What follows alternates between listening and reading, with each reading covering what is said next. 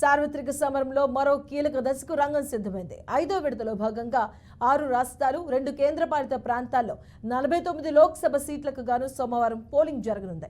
ఇక ఈ స్థానాల్లో ఎన్నికల ప్రచారానికి శనివారం సాయంత్రంతో తెరపడింది. కాంగ్రెస్ అగ్రనేత రాహుల్ గాంధీతో పాటు రాజ్నాథ్ సింగ్, పీయూష్ గోయల్, స్మృతి ఇరానీ తదితర కేంద్ర మంత్రులు ఈ దశలో తమ అదృష్టాన్ని పరీక్షించుకుంటున్నారు. జమ్మూ కాశ్మీర్లోని బారాముల్లా స్థానం కూడా అందరి దృష్టిని ఆకర్షిస్తుంది.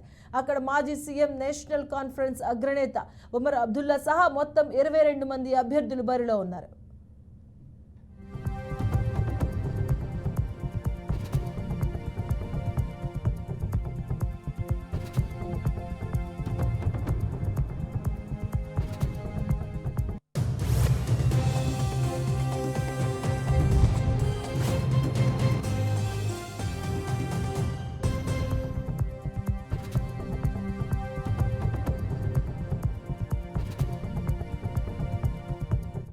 ఇక యూపీలో 14 చోట్ల, మహారాష్ట్రలో 13, బెంగాల్లో 7 స్థానాలకు గాను ఎన్నికలు జరగనున్నాయి.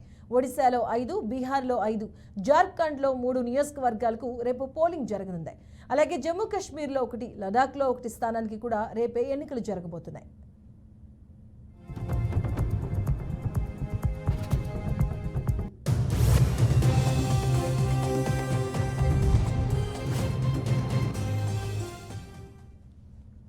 ఇక మరోవైపు పశ్చిమ బెంగాల్లో సోమవారం 7 లోక్సభ స్థానాల్లో ఓటింగ్ జరగబోతుంది.